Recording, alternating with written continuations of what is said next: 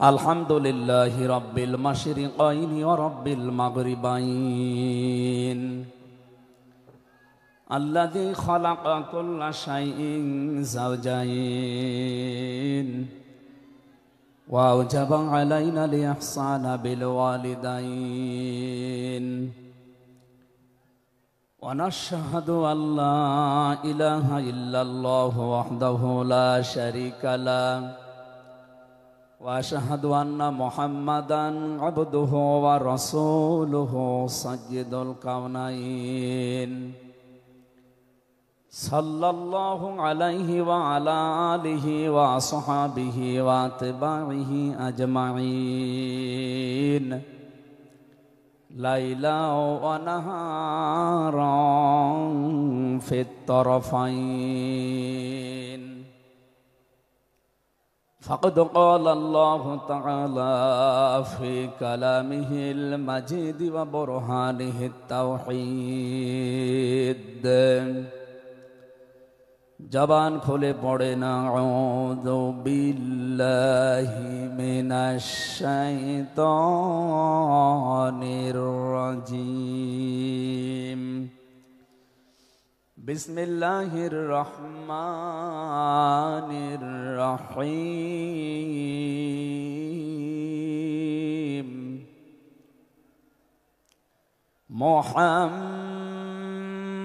মুহাম্মাদুর রাসূলুল্লাহ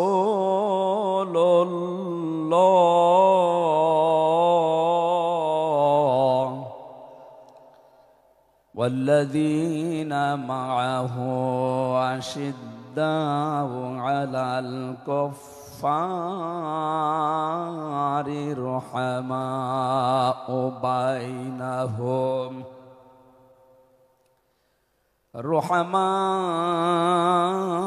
বাইনাহুম তারাহুম রুকআন সুজ্জাদান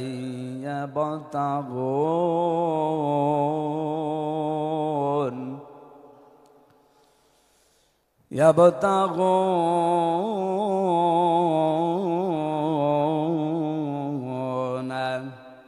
فضلا من الله ورضوانا سيماهم في وجوههم من أثر السجود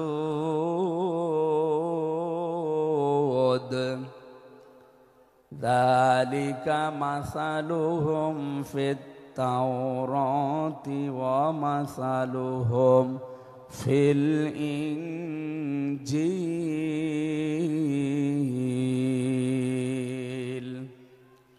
صدقت يا ربنا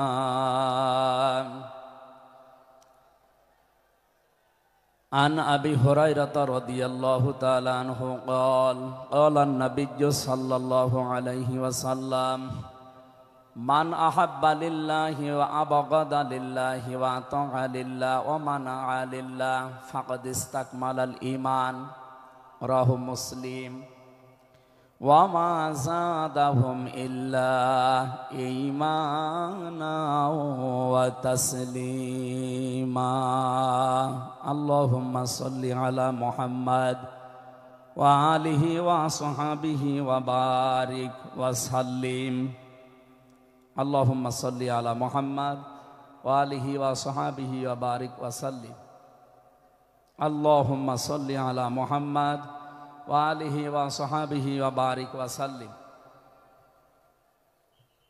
আলহামদুলিল্লাহ বাংলাদেশের ঐতিহ্যবাহী জেলা যশোর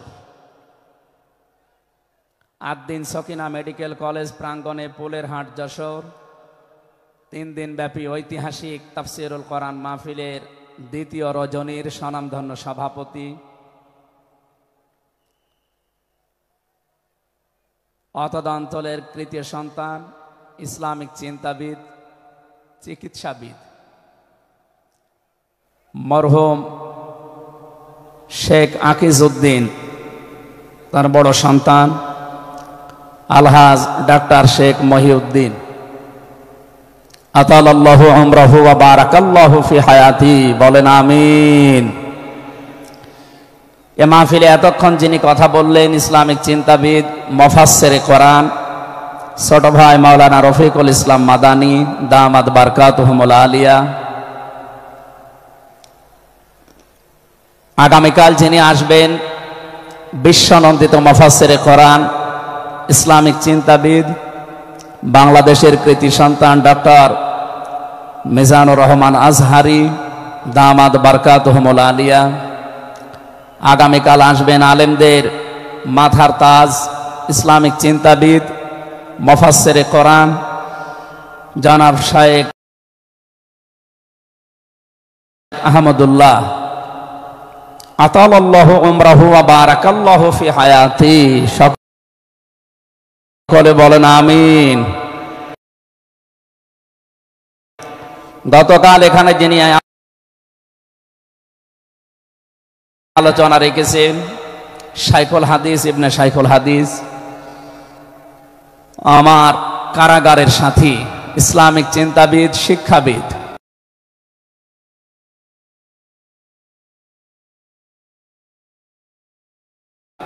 মুফাসসিরে কোরআন আল্লামা মামুনুল হক হাফিজাহুল্লাহ।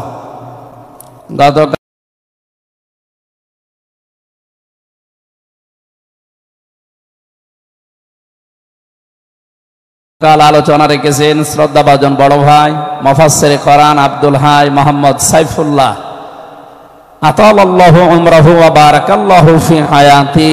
সকলে বলেন আমিন। মঞ্চের ডানে বামে যারা আছেন সম্মানিত ব্যক্তিবর্গ,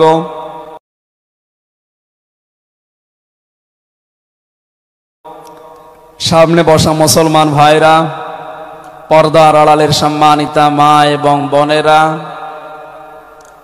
প্রশাসনের ভাইরা, প্রাণ প্রিয় যশোরবাসী, আমি প্রথমে দোয়া করছি মহান রব্বুল ইজ্জাত আল জালালের দরবারে মরহুম শেখ আকিজউদ্দিন, তার একজন সন্তান এই দুনিয়া থেকে বিদায় নিয়েছে। এ মাহফিল যিনি এককভাবে বাস্তবায়ন করতেন খুলনা বেজের ডাঙ্গার ময়দানে, উনি কয়েক বছর আমাদের ভেতরে নেই।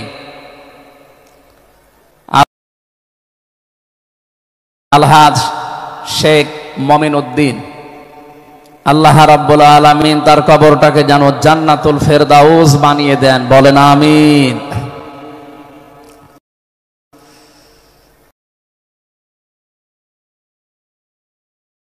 দল মত জাতি বর্ণ ধর্ম নির্বিশেষে কোরআনে কারীম শোনার জন্য যারা এই ময়দানে ছুটে এসেছে রাতের বেলা, আমরা যে খুশি প্রকাশ করার জন্য বলছি আলহামদুলিল্লাহ। সম্মানিত দুইজন উপস্থাপক, আজকে আপনাদের সামনে যারা কথা বলছিলেন, আপনাদের যশোরের কৃতি সন্তান, বিশিষ্ট সঙ্গীত শিল্পী, শ্রদ্ধাভাজন বড় ভাই জনাব কবির বিন সামাদ দামাত বারকাতুহুমুল আলিয়া। সম্মানিত উপস্থাপক হিসাবে আরেকজন আছেন বাংলাদেশের কৃতি সন্তান, ইসলামিক চিন্তাবিদ, নাশিদ শিল্পী বড় ভাই জনাব আমিরুল মমিনিন মানিক হাফিজাহুল্লাহ। যে আল্লাহ আমাদেরকে কণ্ঠ ছেড়ে দিয়েছেন কথা বলার জন্যে, 15.5 বছর মনে হচ্ছিল যে আমাদের বুকের ওপর একটা পাথর চাপা দেওয়া আছে। পাথরটা আল্লাহ নিজের কুদরতি ভাবে সরিয়ে দিয়েছেন।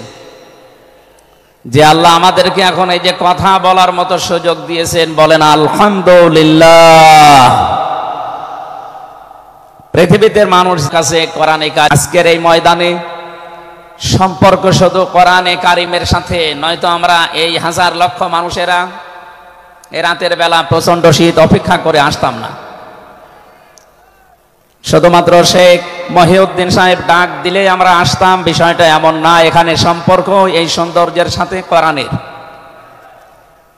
এই জন্য যারা স্বেচ্ছাসেবকের দায়িত্বে আছেন, আমি তাদেরকেও ওয়েলকাম জানাচ্ছি, ধন্যবাদ জানাচ্ছি। তাদের এই কষ্ট তাদের এই শ্রম আল্লাহ রাব্বুল আলামিন যেন জান্নাতে যাওয়ার পাতিহ বানিয়ে দেন, বলেন আমিন। কোরআনে কারিমে রাব্বুল আলামিন বলেন, কুল বিফাদলি আছে যা গেইন করে, যা অ্যাচিভ করে, যা অর্জন করে, আমি আল্লাহর কাছে কোরআনে কারিম শ্রেষ্ঠ সম্পদ। সুতরাং কোরআন যারা পেয়েছে তারা যেন আনন্দ করে। আজকে খুলনা বিভাগের মানুষগুলো, খুলনা বিভাগ সহ বাংলার অন্যান্য বিভাগ থেকেও মানুষের আজকে এসেছে, বোঝার জন্য এসেছি এটা পুরা এখন ইবাদত চলছে। আমরা খুশি দুনিয়ার সব কিছুর তুলনায় আজকে, বলেন আলহামদুলিল্লাহ। প্রাণ প্রিয় শ্রোতা মণ্ডলী, কোরআনের শ্রোতা যারা আমরা এখানে বসে আছি, এর আগে যারা দুনিয়ায় কোরআনে কারিম শুনেছে, কিয়ামত পর্যন্ত যারা শুনবে, কোরআনে কারিম এই শ্রোতাকে 3 ভাগে বিভক্ত করে দিয়েছে। এখানে ওই 3 প্রকার মানুষ আছে, কিয়ামত পর্যন্ত তারা থাকবে। প্রথম নাম্বার, এই কোরআনে কারিম শোনার পরে যারা বাধা দিয়েছিল এই দুনিয়ায়, আল্লাহর কোরআন তাদেরকে ঘোষণা দিয়েছে তারা কাফের। এই বাংলাদেশে আমরা এই 54 বছরে নামধারী মুসলমান, কিন্তু অনেক কাফেরের আচরণ দেখতে পেয়েছি। সূরা হামিম সাজদার 26 নম্বর আয়াতে আল্লাহ তাদের পরিচয় দিয়েছেন, وَقَالَ الَّذِينَ كَفَرُوا لَا تَسْمَعُوا لِهَذَا الْقُرْآنِ وَالْغَوْا فِيهِ لَعَلَّكُمْ تَغْلِبُونَ। আল্লাহ পাক বলেন, কাফেরেরা সিদ্ধান্ত নিয়েছিল সব চলতে দেওয়া যাবে, মুহাম্মাদের কোরআনে কারিম এটা চলতে দেওয়া যাবে না। কারণ তারা বুঝেছিল এটা 1500 বছর আগে নাযিল হওয়া। ভালোভাবে আবু জেহেল টের পেয়েছিল, বুঝেছিল এ কোরআনে কারিম মুহাম্মদুর রাসূলুল্লাহ যেটা বোঝাতে চায়, এটা যদি সত্যি জনগণ বুঝতে পারে আর মেনে নেয়, আমি যে অবৈধ চেয়ারে বসে আছি এই চেয়ার থাকবে না। যুগে যুগে যারা কোরআন বাধা দিয়েছে তারা এইটাই টের পেয়েছে। তারা খুব ভালোভাবে জানে কোরআন যারা প্রচার করে, সত্যিই কোরআনের এই কথাগুলো যদি সাধারণ মানুষেরা, জনগণ বুঝে ফেলে, আমরা যে শয়তানি করি, আমরা যে অবৈধভাবে টিকে আছি, এইটা থাকবে না। এই জন্য বাস্তবতা হচ্ছে কোরআন শুনলে বাধা দেবে এরা 1 নম্বরে কাফের। আমরা জানি কাফের মারা গেলে জানাজা হয় না, হয়? বলেন বলেন। কাফেরের জন্য দোয়া করাও জায়েজ নেই। আল্লাহ রাব্বুল আলামিন বলেন, মা কানা লিন-নাবিয়্যি ওয়াল্লাযীনা আমানু আইয়াস্তাগফিরু লিল মুশরিকিন ওয়ালাউ কানু উলি কুরবা মিন বা'দি মা তাবায়্যানা লাহুম আন্নাহুম আসহাবুল জাহিম। সূরা তাওবা 113 নম্বর আয়াতে আল্লাহ জানিয়েছেন, হযরত ইব্রাহিম আলাইহিস সালাম সম্পর্কে যদি আয়াতটা নাযিল হওয়া, তাম দুনিয়ার মানুষকে উদ্দেশ্য করায় আয়াত দিয়ে, হে নবী, কোন নবীর জন্য, কোন ইমানদারের জন্য এটা জায়েজ না, শোভনীয় না, উচিত না যে কোন মুশরিক মারা গেলে তার জন্য আল্লাহর কাছে সে ক্ষমা চাবে, ইস্তিগফার করবে। ওয়ালাউ কানু লি কুরবা, আল্লাহ পাক বলেন যদিও এটা নিজের নিকট আত্মীয় হয়, মা তাবায়্যানা লাহুম আন্নাহুম আসহাবুল জাহিম, যার প্রতি এটা প্রমাণ হয়ে গেছে যে লোকটা জাহান্নামে যাবে, যার কাজকর্ম, যার ঈমান, আমল, আকীদা দেখে টের পাওয়া যায়, এইরকম মানুষের জন্য কোন ইমানদার না কোন নবীর জন্যও দোয়া করা, ইস্তিগফার করা জায়েজ নেই। বলেন নাউজুবিল্লাহ। একজন নবীকে যদি আল্লাহ এই কথা বলতে পারেন, আমি আয়াতের ব্যাখ্যায় পড়েছি, মুহাম্মদুর রাসূলুল্লাহ সাল্লাল্লাহু আলাইহি ওয়াসাল্লামের নিজের আপন চাচা আবু তালিব, এই লোকটা যখন মারা যাচ্ছিল বিশ্ব নবী নিজে তার কাছে গিয়ে বললেন, ইয়া আম্মি আবি তালিব কুল লা ইলাহা ইল্লাল্লাহ হাজ্জুল লাকা ইনদাল্লাহি ইয়াউমাল কিয়ামাহ, বুখারী শরীফের হাদিস। ডাক দিয়ে বললেন, হে চাচা, জোরে বলা লাগবে না, আওয়াজগুলো শুধু আমার কানের কাছে মুখটা নিয়ে আস্তে করে আপনি বলেন, লা ইলাহা ইল্লাল্লাহ, জোরে লা ইলাহা ইল্লাল্লাহ, লা ইলাহা ইল্লাল্লাহ, লা ইলাহা ইল্লাল্লাহ মুহাম্মাদুর রাসূলুল্লাহ।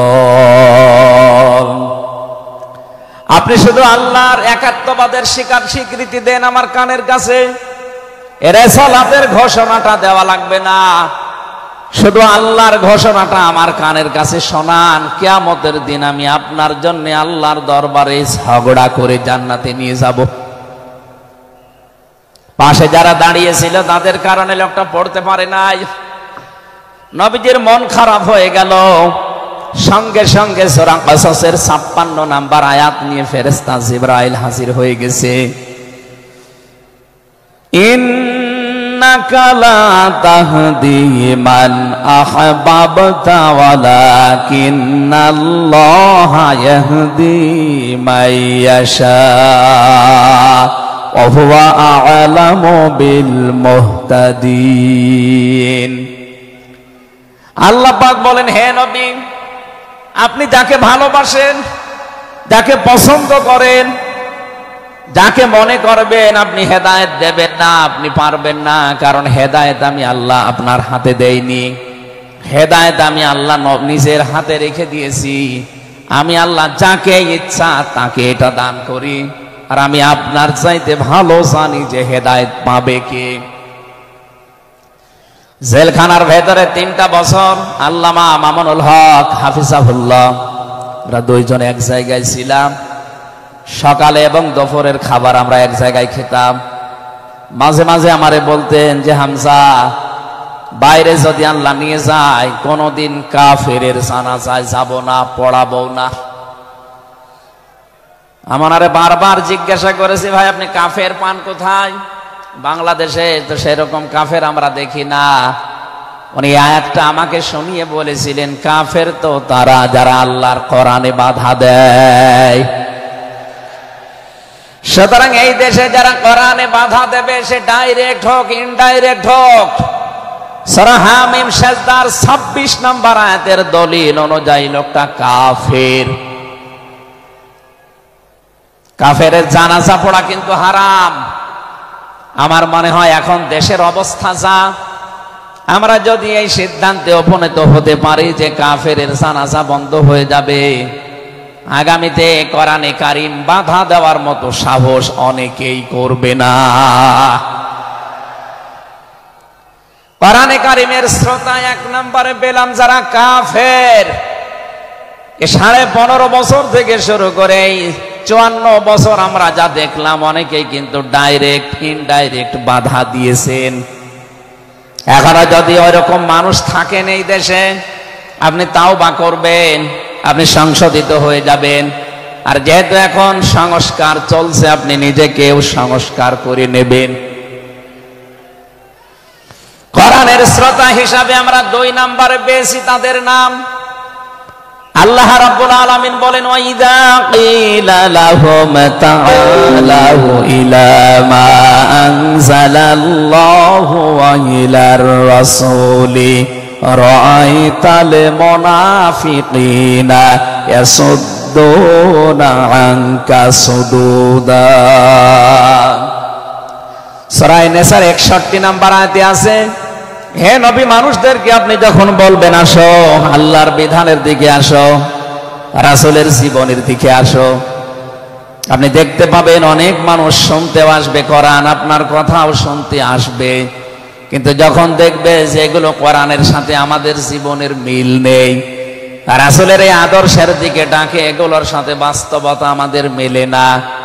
রাআইতাল মুনাফিকিনা ইয়াসুদ্দুনা আনকা সুদুদা, আপনি দেখতে পাবেন ও মানুষগুলো আস্তে করে আপনার কাছ থেকে পেছন ফিরে কেটে পড়ছে। বলেন নাউজুবিল্লাহ। সুতরাং কোরআন শুনতে এসে যেগুলো যাদের জীবনে মিলবে না, এই মানুষগুলো যদি মন খারাপ করে, রাগ করে, যে কোনো কায়দায় চলে যেতে চান, আপনি মনে করবেন মুনাফিকের জার আপনার ভেতরে আছে। আল্লাহ আমাদের হেফাজত করুন, বলেন আমিন। 3 নাম্বার শ্রোতার বর্ণনা পেয়েছি সূরা আনফালের 2 নাম্বার আয়াতে।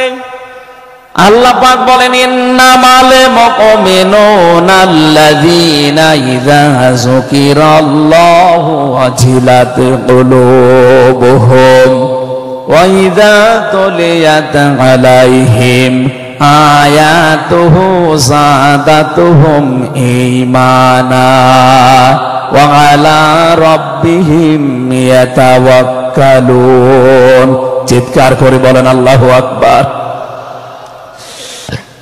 আল্লাহ পাক বলেন, আমার দৃষ্টিতে তো কোরআনের শ্রোতা আসল এবং মুমিন তারা, যাদের সামনে আমার নাম উচ্চারণ হলে তাদের অন্তরাত্মা কেঁপে ওঠে, আমার আয়াতগুলো তাদের সামনে তেলাওয়াত হলে এ মানুষগুলোর ঈমান ভেতরে যা আছে এটা আরো বেড়ে যায়। এখানে যাদাতুহুম ঈমানার ব্যাখ্যায় আমি দেখেছি, শরীরের পশমগুলো দেখবেন আপনি হঠাৎ খাড়া হয়ে যাবে, বাম স্তনের 2 আঙ্গুল নিচে একটা গোস্তের টুকরা আছে, ওটা কাঁপবে, কাঁপাকাঁপি করবে, একটা অনির্বচন শোক আপনি আলাদা অনুভব করবেন। এই 3টা যদি এখন আমাদের ভেতরে তৈরি হয়, আলা রাব্বিহিম ইয়াতাওয়াক্কালুন, বাড়ি যাওয়ার আগে এই সিদ্ধান্ত নিয়ে যাওয়া যাবে যে আল্লাহ ছাড়া আর কারো উপরে আমরা ভরসা করি না। বলেন সুবহানাল্লাহ। এই 3টা আয়াত দিয়ে আমি বোঝাতে চেয়েছি কাফের কারা, মুনাফিক কারা, আল্লাহর দৃষ্টিতে মুমিন কারা। 3 নাম্বার এই তরিকায় যদি আমরা এই 3টি গুণ অর্জন করতে পারি, আজকে আল্লাহর কথাগুলো শুনলে আপনার ভেতরে কাঁপ ধরবে। 2 নাম্বারে আল্লাহর আয়াত তেলাওয়াত হবে, যখন বুঝতে পারবেন যে কি বলে, ওয়াইদা সামিউ মা উনজিলা ইলার রাসূলি তারা আয়ুনাহুম তাফিদু মিনাদ দামি মিম্মা আরাফু মিনাল হক ইয়াকুলুনা রাব্বানা আমান্না ফাকতুবনা মা'আশ শাহিদিন। সূরা মায়েদা 7 নাম্বার পারার 1 নাম্বার পৃষ্ঠার 1 নাম্বার লাইনের 83 নাম্বার আয়াতে আছে। তাফসিরে ফি জিলালিল কোরআন থেকে শোনাচ্ছি, রব্বুল আলামিন বলেন, নবী আপনি যখন ওদের সামনে পড়বেন, আমার এই আয়াতগুলো যখন ওরা মন দিয়ে শুনবেন, অনুধাবন করতে পারবেন, উপলব্ধি করার যোগ্যতা যাদের আছে, আপনি দেখবেন ওদের চোখ দিয়ে মনের অজান্তেই পানি পড়ছে। এজন্য অ্যাক্টিভ হন আরো, কারণ কোরআন শোনার 2টা নিয়ম আল্লাহ দিয়েছেন, ফাসতামিউ লাহু ওয়া আনসিতু। শুধু শোনা না, তাহলে সামিয়া দিতেন। আল্লাহ ফাসতামিউ দিয়েছেন, এজন্য মনোযোগ সহকারে শুনতে হবে। আজকের তেলাওয়াতকৃত আয়াত থেকে আমরা তাফসীর আকারে কথা বলবো ইনশাআল্লাহ। 2 নাম্বারে চুপ থাকা লাগবে। আমি এখনো অনেককে দেখতে পাচ্ছি এদিকে ওদিকে তাকাচ্ছেন, গল্প করছেন। আশা করছি কোরআনে বর্ণিত আল্লাহর এই 2টা নির্দেশ আপনি মেনে নেবেন। 1 নাম্বারে চুপ থাকবেন, 2 নাম্বারে মনোযোগ সহকারে শুনবেন। লাআল্লাকুম তুরহামুন, আশা করা যায় আল্লাহর রহমত এখানে নাযিল হবে। আল্লাহ আমাদেরকে আয়াতটা মেনে চলার তৌফিক দেন, বলেন আমিন। এজন্য কোরআনের আলোচনা শুনলে সবার চোখে পানি আসবে না। যারা এটা উপলব্ধি করতে পারবে, অনুধাবন করতে পারবে, আপনি দেখবেন তাদের মনের অজান্তেই কখন যেন চোখ দিয়ে পানি গড়িয়ে পড়ছে, তারা নিজেরাও টের পাবে না। আল্লাহ যেন এই 3 নাম্বার এই প্রকার শ্রোতা হিসাবে আমাদের কবুল করেন, বলেন আমিন। দরুদ আর সালাম পাঠ করছি আমাদের নবী মুহাম্মদুর রাসূলুল্লাহ সাল্লাল্লাহু আলাইহি ওয়াসাল্লামের প্রতি, যার প্রতি কোরআনে কারীম আল্লাহ নাযিল করেছেন। সেই কোরআনকে যদি আপনি জিজ্ঞাসা করেন, হে কোরআন, যার উপরে নাজিল হলে তার সম্পর্কে তোমার ভেতরে কোনো কিছু আছে, কোনো পরিচয়? আল্লাহ রাব্বুল আলামিনের কোরআন আমাদেরকে শোনাচ্ছে, وَإِذْ قَالَ رَبُّ وَإِذْ قَالَ عِيسَى ابْنُ مَرْيَمَ إِنِّي رَسُولُ اللَّهِ إِلَيْكُمْ مُصَدِّقًا لِمَا بَيْنَ يَدَيَّ مِنَ التَّوْرَاةِ। আয়াতের শেষের দিকে আল্লাহ ইসমহু আহমাদ এই শব্দ দিয়ে জানিয়েছেন, হযরত ঈসা আলাইহিস সালাম তিনি জানিয়ে গিয়েছেন এই পৃথিবীতে আমার পরে একজন নবী আসবে যার নাম হবে আহমদ। আমাদের নবীর পরিচয়টা আল্লাহ কোরআনে কারীম যিনি নাজিল করলেন তার উপরে, তার ভেতরেই তার নামটা আল্লাহ সংরক্ষণ করে দিয়েছেন। প্রশ্ন আসতে পারে, এক একজনের তো বহু নাম আমরা দেখি, হে কোরআন তোমার ভেতরে কি মুহাম্মাদুর রাসূলুল্লাহ সাল্লাল্লাহু আলাইহি ওয়াসাল্লাম এই নাম তোমার ভেতরে আল্লাহ কি তার সম্পর্কে দিয়েছেন নাকি? আমরা যে তেলাওয়াত করেছি সূরা ফাতিহা, এই সূরা থেকে যেহেতু আজকে আলোচনা করব, এই সূরার প্রথম আয়াতে আমার আল্লাহ আমার নবীর নামকে উল্লেখ করে জানিয়েছেন। এটা 29 নাম্বার আয়াত, মুহাম্মাদুর রাসূলুল্লাহ। সূরা ফাতিহার 29 নাম্বার আয়াতটা আমরা পড়েছি 4 ভাগের 1 ভাগ। এই আয়াত থেকে আমরা আজকের আলোচনার বিষয় সাজিয়েছি। আমার আজকের বিষয়বস্তু, আমরা মুহাম্মাদুর রাসূলুল্লাহর উম্মত হতে চাই। সত্যি যদি আল্লাহর দৃষ্টিতে বিশ্বনবী মুহাম্মাদুর রাসূলুল্লাহর উম্মত আমরা হতে চাই, মাস্ট বি তেলাওয়াতকৃত আয়াতের এই বর্ণিত গুণগুলো আমাদের এখন থেকেই অর্জন আরম্ভ করা লাগবে। আমি সহ যারা এসেছি অবশ্যই আল্লাহ এই গুণগুলো এখন থেকে যেন পালন করার তৌফিক আমাদেরকে দান করেন, আমিন। সূরার নাম সূরা ফাতিহা, ফাতাহ মানে বিজয়। এই সূরার প্রথম আয়াতের ভেতরে এই শব্দটা আছে, এখান থেকে নামকরণ করা হয়েছে। আল্লাহ রাব্বুল আলামিন বলেন, ইন্না ফাতাহনা লাকা ফাতহাম মুবিনা। অবশ্যই হে নবী আমি আপনাকে একটা সুস্পষ্ট বিজয়ের সুসংবাদ দিচ্ছি। এই বিজয়ের ঘটনা তো ঐতিহাসিকভাবে ইবনে কাসিরের ভেতর থেকে আমি শিক্ষার জন্য এবার বলছি। এদিকে খুব অ্যাক্টিভ হয়ে থাকবে। এই সূরা ফাতিহার 18 নাম্বার আয়াত। আমার যতটুকু পড়াশোনা আছে, আমার যতটুকু লেখাপড়ার স্টাডি আছে, এই আয়াতটা এখন বাংলাদেশে সবচাইতে বেশি প্রয়োজন। সূরা ফাতিহা 18 নাম্বার আয়াত। যে যেখানে আছেন, দাঁড়িয়ে আছেন, বসে আছেন, শুয়ে আছেন, কান এবার খাড়া করে দেন। হুদায়বিয়ার সন্ধির যে ঘটনা আমরা শুনেছি এতদিন পর্যন্ত, শুধু শুনেছি অনেকে, কিন্তু এখান থেকে শিক্ষাটা আজ অনেকে নেয়নি। বাংলাদেশের এখন যে অবস্থা, এই শিক্ষা নেওয়ার সময় এখনই। নবীজি 1400 মানুষ নিয়ে এসেছিলেন সাহাবায়ে কেরাম নিয়ে হজ করার জন্য। হুদায়বিয়া নামক যে জায়গাটা এখন কূপ আছে, এখানে এই জায়গায় নবীজি আশ্রয় নিলে আস্তানা গাড়লেন, তাবু গাড়লেন। কাফেরদের পক্ষ থেকে এখানে প্রতিবন্ধকতা সৃষ্টি করা হয়েছে যে না, আপনাদেরকে আমরা আর যেতে দেব না। বিশ্বনবী তাদেরকে প্রস্তাব দিলেন যে আমরা কিচ্ছু নিয়ে আসিনি সাথে করে, শুধু হজ করেই চলে যাব। কাফেরদের পক্ষ থেকে আওয়াজ এলো, না আপনাকে আমরা যেতে দেব না, তবে আমাদের একটা প্রস্তাব আছে। আপনি যদি আগামী বছরে আসেন হজ করে যেতে পারবেন, কিন্তু এবছরে আপনাদেরকে আমরা আল্লাহর ঘর কাবায় যেতে দেব না। কি নিষ্ঠুর আচরণ! তাকান, আল্লাহ পাকের নবী আল্লাহর ঘর তাওয়াফ করবে, বাধা দিচ্ছে যারা আল্লাহকে বিশ্বাস করে না তারা। এ বাংলাদেশে 50টা বছর কোরআনে কারীম প্রচার করেছে যারা, কোরআনের পাখি শহীদ আল্লামা দেলাওয়ার হোসাইন সাইদি রহমতুল্লাহ আলাইহি, তার নামে মামলা দেওয়া হয়, কেস দেওয়া হয়, তিনি নাকি ধর্মীয় অনুভূতিতে আঘাত দিয়েছে।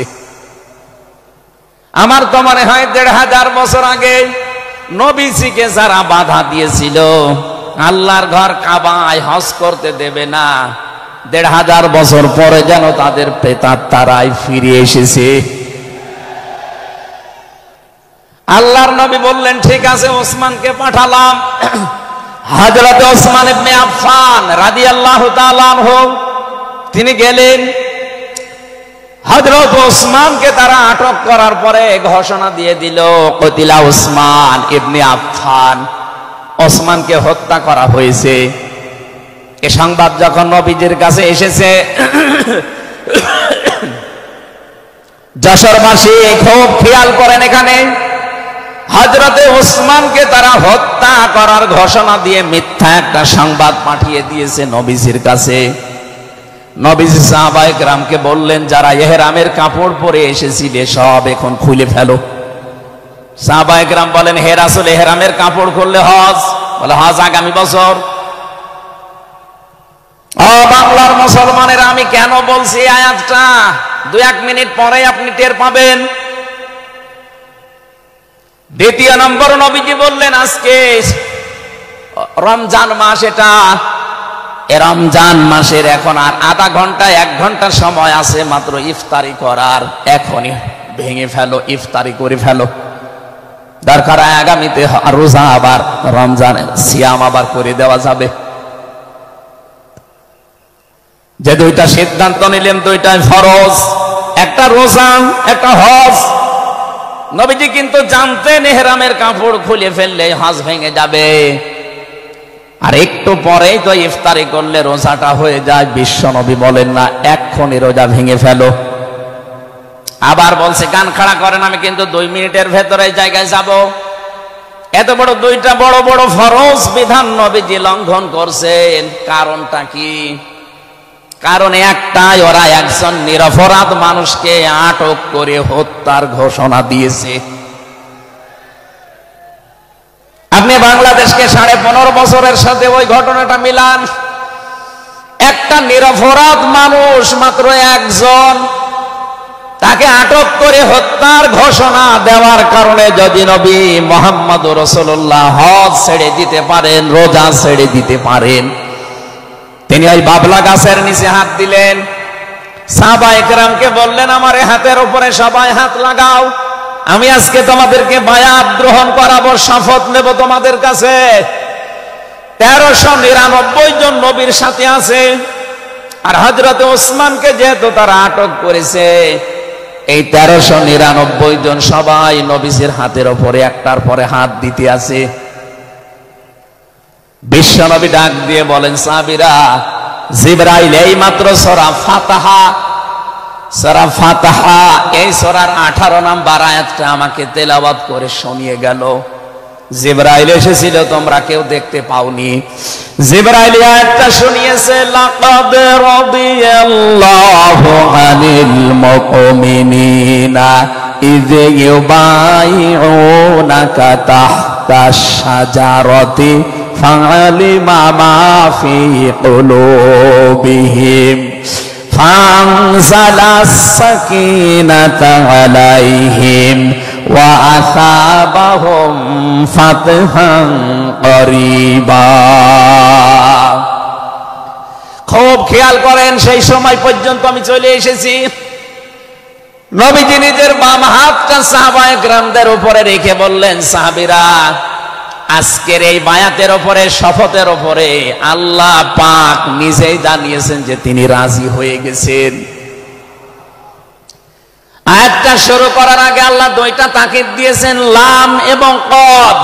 লাকাদ রাদিয়াল্লাহু আনিল মুমিনিন, আল্লাহ পাক বলেন আমি নিজে মুমিনদের উপরে অবশ্যই অবশ্যই রাজি হয়ে গেছি। রাজি হব না, হয়ে গেছি। তাহতা শাজারাতে, এই গাছের নিচে আপনার হাতের উপরে যারা হাত দিয়ে আজকে শপথ বাক্য পাঠ করছে, যে ওসমান হত্যার বদলা না নিয়ে কেউ মদিনায় ফেরত যাবে না। আমি আল্লাহ তাদের মনের খবর সেহেতু জানি। ফালিমা মাফি কুলুবিহিম, তারা যে শপথ নিচ্ছে এটা কিন্তু লোক দেখানোর জন্য না, এটা মন থেকে। ফানসালাস সাকিনাতা আলাইহিম, তাদের উপরে আমি আল্লাহর প্রশান্তি নাসিল হয়ে গেছে অলরেডি। ওয়াসাবাহুম ফাতাহান করিবা, তাদেরকে আমি আসন্ন একটা বিজয়ের সুসংবাদ দিচ্ছি। সুতরাং এই বায়াতের দোয়ানের উপরে যেহেতু সবাই হাত দিয়েছে, ওসমানের হাতটা এখানে নেই, হে নবী আপনার বাম হাতটা উপরে তুলে ধরেন, এইটাই আমি ওসমানের হাত হিসাবে মেনে নিলাম। তার মানে 1400 মানুষের উপরে আমি আল্লাহ অলরেডি রাজি হয়ে গেছি। আমার মুসলমান ভাইরা, এবার আমি খেয়াল করার জন্য আর একবার বলছি, এইটা বলার জন্য আমি এতক্ষণ ঘুরছিলাম। একটা নিরপরাধ মানুষকে ওরা মিথ্যা তথ্য ছড়িয়েছে যে আটক করা হয়েছে, মেরে ফেলা হয়েছে, হত্যা করা হয়েছে। নবীজি একজন মানুষের জীবনের বদলা নেওয়ার জন্য 1400 মানুষকে তিনি বায়াত করাচ্ছেন, শপথ বাক্য পাঠ করাচ্ছেন। একটু খেয়াল করেন তো, একজন মানুষের জীবনের জন্য জীবন দিতে প্রস্তুত 1399 জন, আর নবী সহ। এমন বাক্য তিনি পাঠ করিয়েছেন, এমন শপথ নিয়েছেন যে আল্লাহ অলরেডি রাজি হয়ে আয়াত নাজিল করছেন। নবীজি বললেন ওরা ওসমানকে হত্যা করেছে, ওসমান একজন নিরপরাধ মানুষ। একটা নিরপরাধ মানুষকে বিনা কারণে আটক করে হত্যা করেছে, ওদের কোনো ক্ষমা নেই। আমরা আজকে এই 1400 মানুষ শপথ নিলাম, ওদেরকে হত্যার প্রতিশোধ না নিয়ে আমরা কোনোদিন আর মক্কা মদিনায় ফেরত যাব না। আমার তো মনে হচ্ছে বাংলাদেশে এখনো বহু মানুষ বিনা কারণে যাদেরকে হত্যা করা হয়েছে, নিরপরাধ মানুষগুলোকে ফাঁসির কাস্টে ঝোলানো হয়েছে, কত মানুষকে মৃত্যুর দিকে ঠেলে দিয়েছে। এখনো জিন্দা শহীদ জনাব এটিএম আজহারুল ইসলাম এখনো জেলখানায় পচতেছে। বানানো বিচার ব্যবস্থা, বানানো বিচারপতি, নিজেদের উকিল, নিজেদের পিপি, নিজেদের সাক্ষী, নিজেদের রায় সব দিয়ে একটা মানুষকে 17 বছর আপনি আটক করে রেখেছেন। আমার তো মনে হয় এখন সময়ের দাবি। সূরা ফাতিহা থেকে যেহেতু তাফসীর শুনছেন, আজ এই বাংলার 18 কোটি জনগণের উপরে যদি আল্লাহ পাক খুশি হতে চান, এই নিরপরাধ মানুষগুলোকে জেলখানা থেকে মুক্ত করা লাগবে।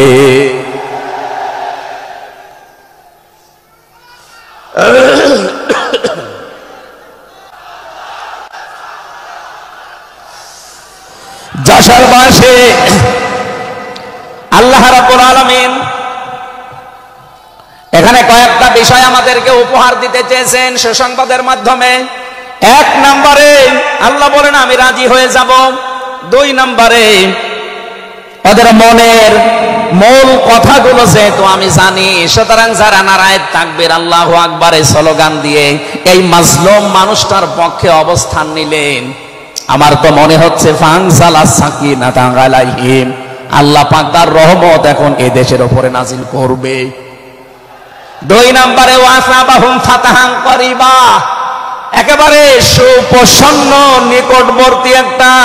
নিকটবর্তী বিজয় আমাদেরকে আল্লাহ এই মাজলুম মানুষটার পক্ষে দাঁড়ানোর কারণে দেবে। আমি আজকেও একজন জেলখাটা মানুষের সাথে কথা বলছিলাম, তিনিও প্রায় 3.5-4 বছর জেলে ছিলেন। তিনি জ্বালাচ্ছিলেন যে হামজা ভাই, আসলে আমরা যারা জেলে ছিলাম তারা ছাড়া এটা বোঝানো সম্ভব না। বহু মানুষ বিনা অপরাধে, বিশেষ করে 15.5 বছরে তো হবে, বিনা কারণে বিনা অপরাধে কিচ্ছু জানে না, বছরের পর বছর জেলে পচতেছে। ওরা যদি একজন নিরপরাধ মানুষকে মিথ্যা কথা ছড়িয়ে দেওয়ার কারণে নবী যেরকম সিদ্ধান্ত নিতে পারে, আজ বাংলার 18 কোটি মানুষ দল বেদল সব ভুলে গিয়ে নিরপরাধ যত মানুষ জেলে ভর্তি আছে, খুন হয়েছিল যারা, এদের পক্ষে দাঁড়াতে যদি সত্যি আপনি মন থেকে এগিয়ে আসতে পারেন, আল্লাহর কসম আমাদের সামনে আল্লাহ বিজয় দেখাবেন। বিজয় আমরা দেখতে পাচ্ছি সূরা কসস 20 নম্বর পারার 4 নম্বর পৃষ্ঠার 15 নম্বর লাইনের 5 নম্বর আয়াত। বাড়িতে যে আয়াতটা তাফসীর দেখবেন, আল্লাহ রাব্বুল আলামিন বলেন, নুরিদু আন্নামুন্না আলাল্লাযীনা ইসতাদঈফু ফিল আরদ ওয়া নাজআলাহুম আইম্মাতাও ওয়া নাজআলাহুমুল ওয়ারিসিন। আমি আল্লাহ একটা ইচ্ছা করলাম, হাজার হাজার বছর আগে হে নবী, এই পৃথিবীর ময়দানে ফেরাউন নামে একটা লোক ছিল। রাষ্ট্রীয় ক্ষমতায় থাকার কারণে ওই দেশে বিভিন্ন দলে বিদলে বিভক্ত করে মানুষকে রেখেছিল, আর একটা দলকে সে টার্গেট নিয়ে কোণঠাসা করে, ছোট করে, হীন করে রেখেছিল। সেই দলটা ছিল মুসা নবীর দল। আমি আল্লাহ একটা ইচ্ছা করলাম, জমিনের উপরে যাদেরকে দুর্বল করে রেখেছে ফেরাউন, এই দুর্বল দলের উপরে আমি আল্লাহ মনন করব। মনন মানে অনুগ্রহ করা, দয়া করা। আমি আল্লাহ দয়া করব তাদের উপরে, মনন করব। এই কারণ আমি তাদেরকে জমিনের শাসন ক্ষমতায় বসাতে চাই, জমিনের উত্তরাধিকারী তাদেরকে বানিয়ে দিতে চাই। অনুমাক্কিনা লাহুম ফিল আরদ, জমিনের উপরে তাদেরকে আমি ক্ষমতায় বসাবো, এটা আমি আল্লাহর ইচ্ছা। বলেন তো, আল্লাহ যদি কোনো ইচ্ছা করে ওটা রদ করার কেউ আছে? আরো জোরে বলেন, আছে। সুতরাং এই আয়াত দিয়ে আমি যেহেতু 100 ভাগ আয়াতটা বিশ্বাস করি, হাজার হাজার বছর আগে ফেরাউনের এই জীবনের সাথে, কাহিনীর সাথে, তাফসীরের সাথে আমি বাংলাদেশে আয়াতটা মিলিয়েছি। দেখতে পেয়েছি 2024 সালের 5 আগস্টের পরে একটা দলের সাথে আয়াতটা মিলে যাচ্ছে। আপনি যাই মনে করেন এইটাই বাস্তব। এই 54 বছরে ধোয়া তুলে, ভুয়া চেতনার নাম দিয়ে যাদেরকে কোণঠাসা করে রেখেছিলেন জনগণের কাছ থেকে, আল্লাহ যেন হঠাৎ করে মানুষের মনের ভেতরে তাদের প্রতি পরিবর্তন এনে দিয়েছেন। আল্লাহ পাক যেন এই মানুষগুলোকে একটা মনন করেছেন, একটা দয়া দেখিয়েছেন। অনাজাআলাহুম আইম্মাতান, জমিনের ইমাম তাদেরকে যেন আল্লাহ দিনের পর দিন বানিয়ে দিচ্ছে। তাদের আচার ব্যবহার, তাদের চরিত্র, তাদের ব্যবহার, তাদের মাধুর্যতা, তাদের যে ইখলাস, এগুলো দেখছে আমার আল্লাহ দিনের পরে দিন জমিনের ইমাম তাদেরকে আল্লাহ বানাচ্ছেন। অনাজাআলাহুমুল ওয়ারিসিন, আয়াতের শেষের কথা, আল্লাহ তাদেরকে জমিনের ওয়ারিস বানিয়ে দেবেন। যেহেতু আল্লাহর সিদ্ধান্ত রদ করা যায় না, ফাআলুল লিমা ইউরিদ, তিনি যা ইচ্ছা তাই করেন। ইন্নামা আমরুহু ইযা আরাদা শাইআন আইয়াকুলা লাহু কুন ফায়াকুন। আল্লাহ পাক বলেন, আমি যদি কোনো ইচ্ছা করি শুধু বলি কোন, সঙ্গে সঙ্গে ফায়াকুন হয়ে যায়। কোরআনের উপর আমার 100 ভাগ বিশ্বাস নিয়ে কথা বলছি আমি। এই আয়াতগুলো মাস্ট বি আমার আল্লাহ বাংলাদেশে দেখাবে। বলেন আমিন, আরো জোরে বলেন আমিন। 6 নম্বর আয়াত হচ্ছে অনুমাক্কিনা লাহুম ফিল আরদ, আমি আল্লাহ তাদেরকে জমিনের চেয়ারে ক্ষমতায় বসিয়ে দেব। কেন জানো? অনুরিয়া ফিরআউনা ওয়া হামানা ওয়া জুনুদাহুমা মিনহুম মা কানু ইয়াহযারুন। আমি আল্লাহ দেখাতে চাই ফেরাউনকে, হামানকে আর তার সৈন্যবাহিনীকে, তারা তাদেরকে সবচাইতে বেশি ভয় করত জমিনে যাদেরকে, সেই মুসা নবীর দলকে আমি আল্লাহ জমিনের শাসন ক্ষমতায় বসিয়ে তাদেরকে দেখাবো। এই 54 বছর জালেম এবং মুনাফিকরা সবচাইতে বেশি ভয় বাংলাদেশে যাদেরকে করেছে, তাদের প্রতি মানুষের মন মানসিকতা আল্লাহ ঝুঁকিয়ে দিয়েছে। এই জন্য কোরআনের আয়াতের উপরে বিশ্বাস করে বলছি, এই বাংলাদেশে যারা নিরপরাধ মানুষ আছে তাদেরকে যদি 5 তারিখের পরে বিভিন্ন আন্দোলনের কারণে, মানবিকতার কারণে ছেড়ে দেওয়া হয়, বিশেষ করে ম্যাডাম খালেদা জিয়াকে আপনি ছেড়ে দিয়েছেন। এরপরে আমরা দেখতে পেলাম আব্দুল সালাম পিন্টু ভাইকে ছেড়ে দিয়েছেন। এরপরে গিয়াসউদ্দিন মামুন ভাইকে ছেড়ে দিয়েছেন। মিয়া নুরউদ্দিন অপু ভাইকে ছেড়ে দিয়েছেন। আমরা চাই জনাব এটিএম আজহারুল ইসলামকেও মুক্তি দেওয়া হোক। এ দাবির পক্ষে আছেন কারা দেখে? লিল্লাহি তাকবীর।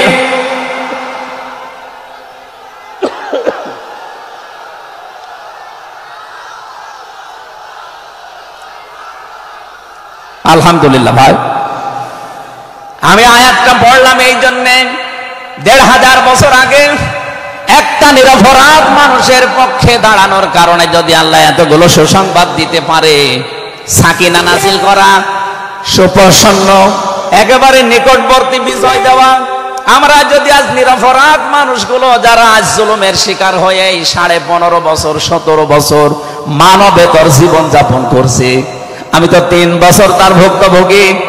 3টা বছর আমাদেরকে ফাঁসির কন্ডেম সেলের ভেতরে 24 ঘন্টা লক আপ দিয়ে রাখতেন। কি করেছিলাম আমরা? আজকে এই যে মাহফিলের 6 জন আলেমের ভেতরে আমরা 3 জনই এক জায়গায় ছিলাম জেলখানায়, আর বাকি 3 জনের ভেতরে একজন তো বাইরের দেশে, আর 2 জন আব্দুল হাই সাইফুল্লাহ শাইখ আহমদুল্লাহ, 2 জন মুসলিম। তাদেরকেও কোরআনের কথায় দেশে 15.5 বছর আপনারা বলতে দেননি। এজন্য আমি আয়াত থেকে যেটা শিক্ষা দিতে চাই, কাটছাট কথা বলছি।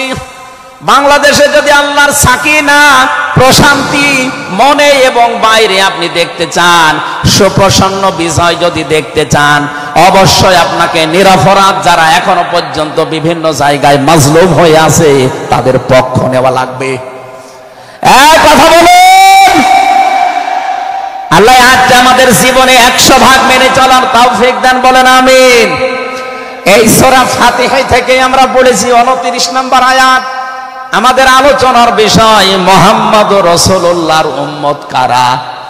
রব্বুল আলামিন বলেন মুহাম্মাদুর রাসূলুল্লাহ, মুহাম্মদ সাল্লাল্লাহু আলাইহি সাল্লাম আল্লাহর রাসূল।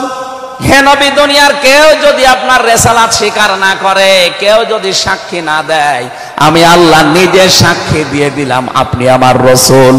সুতরাং এই বাংলার জমিনে কেউ যদি নবীর আদর্শ না মানে, বিশ্ব নবীর কোনো ক্ষতি হবে না, আল্লাহরও কোনো লস নেই, যত ক্ষতি আমাদের। কথা বলেন না কেন?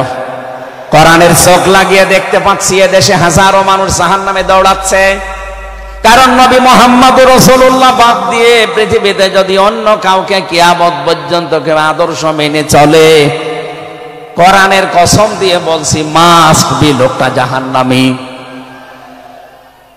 এজন্য এরকম আচরণে যারা আছেন, বুঝে হোক না বুঝে হোক, আল্লাহ রাব্বুল আলামিনের পরিচয় দেওয়ার আগে আমার আল্লাহ রাসূলের পরিচয় আমাদের কাছে দিয়েছেন।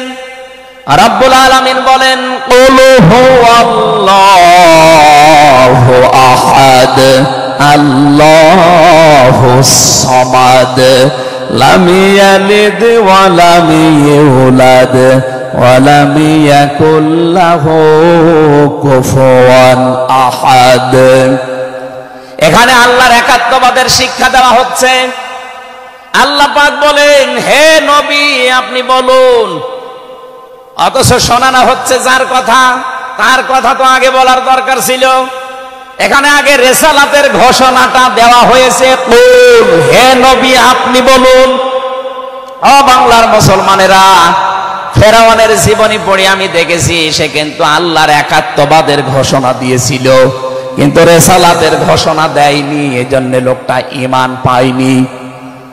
বাংলাদেশে বহু মানুষকে আমরা দেখতে পাচ্ছি আল্লাহর কথা বললেও বলেন আমরা কি নামাজ পড়ি না, রোজা রাখি না, আমি কি হজ করি না, দান সাদকা করি না, এগুলো সব আল্লাহর বিধান। এগুলোর পাশাপাশি আল্লাহর প্রেরিত পুরুষ যিনি আমাদের এই জামানায়, আল্লাহর প্রেরিত পুরুষ যিনি কিয়ামত পর্যন্ত, তার নাম মুহাম্মাদুর রাসূলুল্লাহ। জ্ঞানী মানুষ যারা বসে আছেন এক কথায় তারা বুঝবেন আমি জানি। আজ বিশ্ব নবীর আদর্শ বাদ দিয়ে আপনি কার আদর্শ মানেন আপনার বিবেকের কাছে প্রশ্ন করেন। এটা রাজনীতি মনে করে কেউ যদি চলে যান আপনার কপালে আগুন লাগবে, আপনারও মরণ হবে ফেরাউনের মতো। ও আল্লাহকে মেনেছিল কিন্তু রিসালাত মানে নাই, এদেশে আজ অনেকেই আল্লাহর কথা বললে নামাজ পড়ে, রোজা রাখে, হজ করে আসে, দান সাদকা করে। আরে ভাই, এগুলো সবই আল্লাহর বিধান। আপনি আল্লাহকে মানেন, কিন্তু তার প্রেরিত পুরুষ এই জামানায় যিনি কিয়ামত পর্যন্ত তার নাম মুহাম্মাদুর, আবার জোরে বলেন মুহাম্মাদুর রাসূলুল্লাহ। এতক্ষণ পর্যন্ত যা বললাম আমি আশা করছি আপনি বুঝেছেন। বিশ্ব নবী বাদ দিয়ে অন্য কারো আদর্শ এই জমিনে মানা যাবে না। মানলে আপনি বুঝে মানেন, আর না বুঝে মানেন আপনি জাহান্নামী। এখন যদি মুসা আলাইহিস সালাম আসে দুনিয়ায়, যদি ঈসা নবী এখন আসে, আর আমরা কেউ যদি আল্লাহর নবী মুহাম্মদুর রাসূলুল্লাহকে বাদ দিয়ে ঈসা নবী, মুসা নবীকেও মেনে চলি, নিছক আপনি জাহান্নামী। এটা রেকর্ড হচ্ছে, সারা দুনিয়ায় যাবে। সূরা আলে ইমরানের ৮০ নম্বর আয়াত।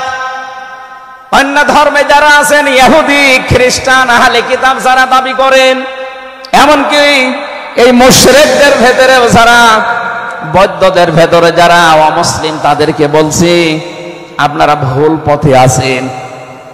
আপনারা যাদেরকে নবী নাম বলে চলেন, যিশু বলেন, ঈসা আলাইহিস সালামকে, মুসা আলাইহিস সালামকে আপনারা যোসেফ বলে ডাকেন। আপনাদের ওই সমস্ত নবীগুলো তাওরাতে, ইনজিলে অলরেডি ঘোষণা দিয়েই গেছে যে আমাদের পরে একজন শেষ নবী আসবে, তার নাম মুহাম্মাদুর রাসূলুল্লাহ বা আহমদ। তাকে যদি তোমরা জীবদ্দশায় পেয়ে যাও, পৃথিবীর সব কিছু ছেড়ে দিয়ে তার আদর্শটা গ্রহণ করবা, নয়তো পথভ্রান্ত হয়ে, পথভ্রষ্ট হয়ে জাহান্নামে যাওয়া লাগবে। যাকে মেনে চলার দাবি করেন সেই যিশু, সেই যোসেফ, হযরত ঈসা নবী, হযরত মুসা নবী, তারাই যেহেতু ঘোষণা তাওরাতে, ইনজিলে দিয়ে দিয়েছে, হয়তো আপনাদের পুরোহিত যারা, ধর্মগুরু যারা, ঠাকুর যারা আপনাদেরকে শোনায় না। এই সত্য বিধান আপনি ইনজিলে পড়েন। আমার শেষের শব্দ ছিল ফিত তাওরাতি ওয়াল ইনজিল। এই দুইটা কিতাব আপনারা পড়ে দেখবেন, এখানে আমাদের নবী, শেষ নবীর বর্ণনা আছে ৯০৩ জায়গায়। বলেন আল্লাহু আকবার। আল্লাহ পাক প্রথম শব্দে জানাতে চেয়েছেন, হে নবী, কেউ যদি আপনাকে স্বীকার না করে, কেউ না মানে, আমি আল্লাহ নিজে ঘোষণা দিলাম, ওয়াল্লাযীনা মাআহু আশিদ্দাউ আলাল কুফফার। আপনার সঙ্গে সাথী যারা হবে, আপনার সাথে যারা থাকবে, আপনার উম্মত বলে যারা কিয়ামত পর্যন্ত দাবি করবে, তাদের ভেতরে এই গুণগুলো মাস্ট বি পাওয়া যাবে।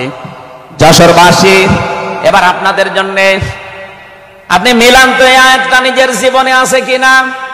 ওয়াল্লাযীনা, আর যারা, মাআহু, আপনার সঙ্গে থাকবে, আশিদ্দাউ আলাল কুফফার, তারা কাফেরদের প্রতি বজ্রকণ্ঠ হবে।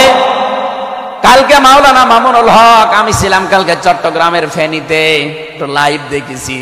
উনি কিন্তু শেষের দিকে এটা জানিয়েছেন, ওঠো, বজ্রমুঠি করো, ঘোষণা দাও। এ কথা বলেনি? এক কথা বলেন না কেন? ওনার এইটাই সামারাইজ, আশিদ্দাউ আলাল কুফফার, কাফেরদের প্রতি কঠোর হওয়া লাগবে। সেই সময় এখন অলরেডি চলছে। প্রতিবেশী নামে আমাদের যারা আছে, যেহেতু প্রতিবেশী পাল্টানো যায় না, এজন্য আমরা বেশি কিছু বলছি না। আমরা আশা করব যে প্রতিবেশীর চরিত্র পাল্টাবে। নবীজি প্রতিবেশী সম্পর্কে এত বেশি কথা জানিয়েছেন, মাঝে মাঝে বলতেন, জিবরাইল, প্রতিবেশী সম্পর্কে যত কথা তুমি বলো, মনে হয় যে আমার জমি জায়গার ভাগও দেওয়া লাগবে। যেহেতু এত দামি জিনিস প্রতিবেশী, এত গুরুত্বপূর্ণ, আপনাদেরকে তো আমরা পাল্টাতে পারবো না, আমাদের জমির সাথে আপনাদের জমি। এই জন্য বলছে আপনারা চরিত্র পাল্টাবেন। আপনি মাইক্রোসফট, ভয়েস অফ আমেরিকা, এগুলো সব খ্রিস্টানরা, ইহুদিরা চালায়। তারা আজ তামাম দুনিয়ার ২৫৭টা রাষ্ট্রে কিন্তু অলরেডি জানিয়ে দিয়েছে, বিশ্বে সবচাইতে বেশি মিথ্যা কথা বলা হয় ভারতে। পৃথিবীর ২৫৭টা রাষ্ট্রের ভেতরে সবচাইতে বেশি সংখ্যালঘুরা নিরাপত্তার সহিত বাস করে বাংলাদেশে। অথচ এই দুইটা এতদিন এই 54 বছর আমরা স্বাধীন হয়েছি, 54টা বছরে আমাদের পেছনে এই মিথ্যা দুইটা তথ্যই প্রতিবেশীরা ছড়িয়েছে। সারা দুনিয়ার মোড়লদেরকে বলতো যে বাংলাদেশে সংখ্যালঘু নির্যাতন হয়, এদেশের গোবিন্দ পরামানিক,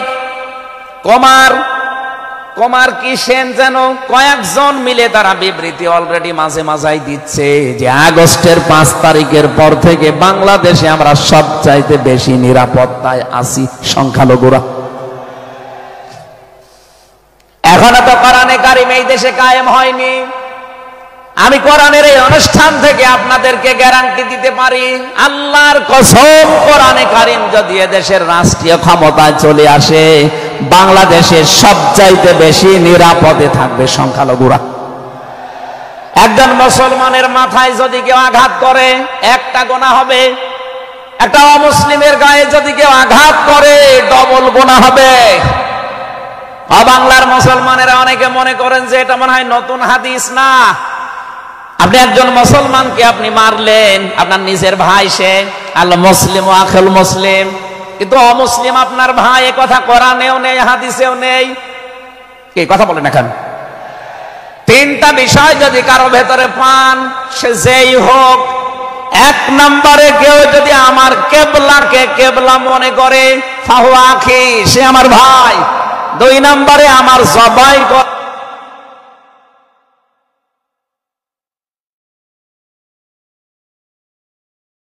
জিনিস যদি সে খেতে চায়, ফাহুয়া আখি, সে আমার ভাই। 3 নম্বরে সে যদি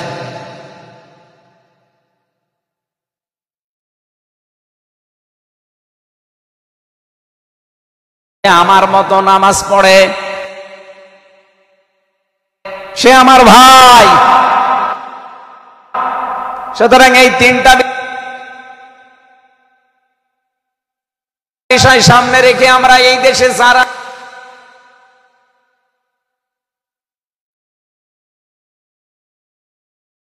আছি, মতের হয়তো মিল নেই, দলের হয়তো নামের মিল নেই, কিন্তু এই 3টা বিষয় যারা মানবেন, আমার মতো নামাজ পড়বেন, আমার কাবাকে কাবা মনে করবেন, আমার জবাইকে তো ব্যস্ত আপনি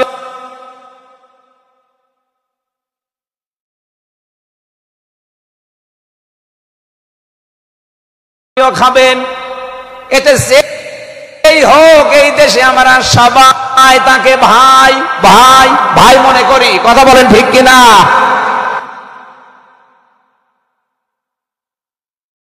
এই 3টার বাইরে যারা আছেন তারা তো আর আমার ভাই না। তাদের সম্পর্কে কি? 1 নম্বরে এই সংখ্যালঘু যারা আছে, হিন্দু হোক, খ্রিস্টান হোক, বৌদ্ধ হোক, মুশরিক হোক, যাই হোক, যারা আছে তাদের উপর যদি আপনি অত্যাচার করেন, তাদের মন্দির ভাঙেন, তাদের দেবতাকে গালি দেন, তাদের মাথায় বাড়ি দেন, চাঁদাবাজি করেন, 1 নম্বরে জুলুমের গুনাহ হবে, 2 নম্বরে আমানতের খেয়ানতের গুনাহ হবে। এই জন্য আমরা সাবধান থাকি। আগস্টের 5 তারিখের পরে আমরা অনেকের চরিত্র একটু ওলটপালট দেখতে পাচ্ছি। আশা করছি আপনি থামবেন, নয়তো কিন্তু বদনাম হয়ে যাচ্ছে। আপনি গোয়েন্দা বিভাগের খোঁজ রাখেন, তারা কিন্তু সব নখদর্পণে রেখেছে, কে কি করছে এটা সব তারা দেখছে। এই জন্য আমরা এমন কোন আচরণ না করি আপনার নিজের ভুলের কারণে নিজের পায়ে আবার কোড়াল লেগে যায়। তারা সব দেখতে পাচ্ছে এই 4.5 মাসে কারা মানবতার জন্য কাজ করে, কারা দেশের জন্য কাজ করে, কারা এই 2780 জন মানুষ হাসপাতালের বেডে কাতরাচ্ছে, এদের কাছে কারা গেছে সব খোঁজ তাদের কাছে আছে। 2732 জন মানুষ হত্যা হয়েছে একজনের নির্দেশে। এতগুলো শহীদ পরিবারের পাশে কারা কারা দাঁড়াচ্ছে সব তাদের কিন্তু ডকুমেন্ট আছে। এই জন্য আপনি মনে করছেন আমি ডুবে ডুবে জল খাবো, ঘোলা পানিতে মাছ শিকার করব, কেউ কিছু টের পাবে না, কখনো না। সব তাদের আয়ত্তের ভেতরে আছে।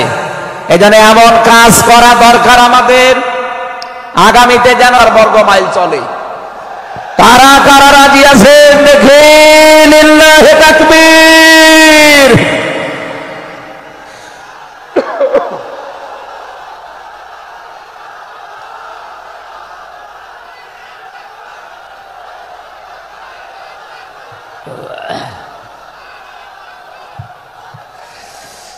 আমার ভাইরা, এবার আমি মূল কথায় যাচ্ছি। মুহাম্মদ রাসূলুল্লাহর উম্মত হতে হলে আমাদেরকে বজ্রমুষ্টি হওয়া লাগবে, ঐক্যবদ্ধ হওয়া লাগবে। যারা নবীর উম্মত, কাফের যারা, অবশ্যই আপনি বুঝতে পেরেছেন আমি কি বলছি। আপনি কিন্তু আর সাধারণ মানুষ নেই, আপনি মুনাফিকও নেই, আপনি মুসলমানও নেই, আপনি কাফের হয়ে গেছেন। আল্লাহ আমাদের হেফাজত করুন, বলেন আমিন। কাফেরদের যত অনুষ্ঠান আছে সেখানেও কড়াকড়ি করা লাগবে আপনাকে। কে বলেছে ধর্ম যার যার উৎসব সবার? এটা কুফরি কথা। ধর্ম যার যার, উৎসব তার তার। এক কথা বলুন, মান তাশাব্বাহা বিকওমিন ফাহুয়া মিনহুম। যার সাথে যার সাদৃশ্য মিলবে, সে আচার ব্যবহারে, ধর্মীয় রীতিনীতিতে কিয়ামতের দিন তার সাথে থাকা লাগবে। কোনদিন আজ পর্যন্ত আপনি পিটিয়েও কোন হিন্দু ভাইকে গরু জবাই করেন যখন কোরবানি দেওয়ার জন্য, তাকে পাবেন। তারা জানে যে এটা আমাদের ধর্মীয় অনুষ্ঠান না, এই জন্য তারা আসে না, ঠিক করে তারা আসে না। আপনি কোন কারণে সেখানে যাবেন?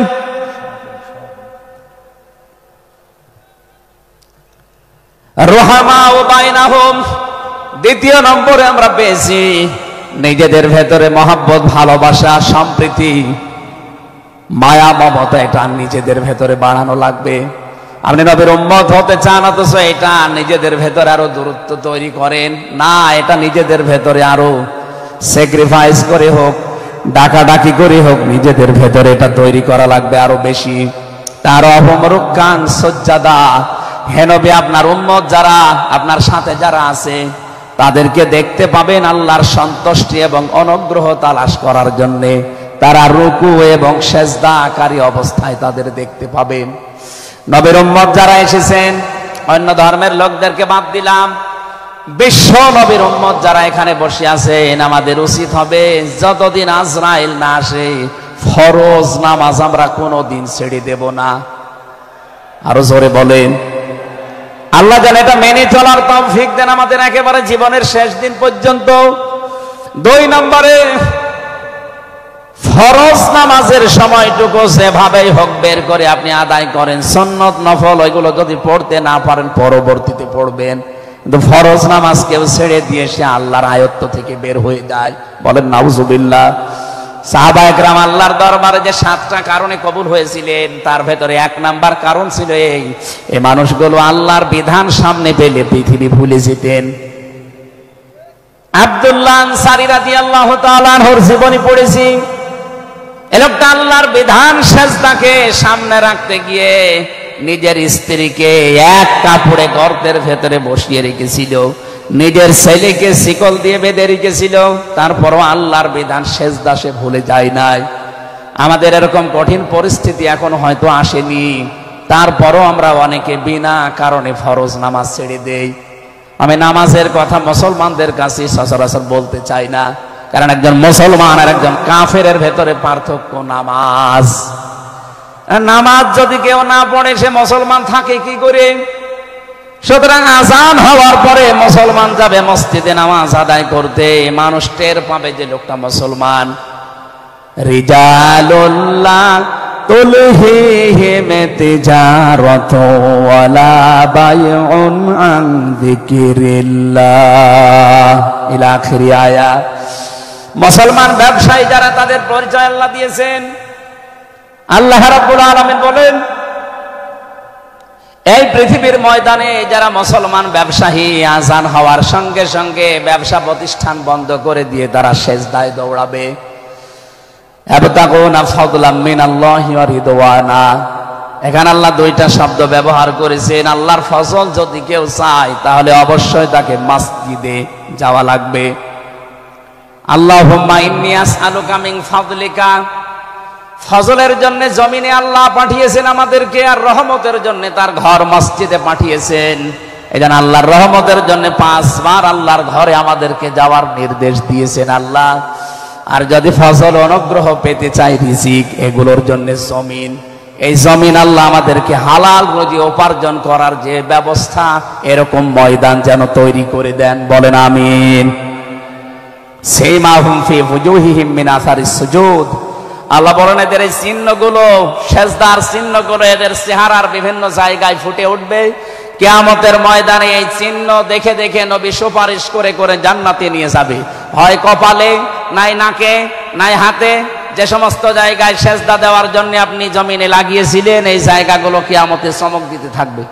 আল্লাহ আমাদের প্রত্যেককেই এই 5টি গুণ অর্জন করার মাধ্যমে বিশ্ব নবীর খাঁটি উম্মত হওয়ার তৌফিক দিন, আমিন।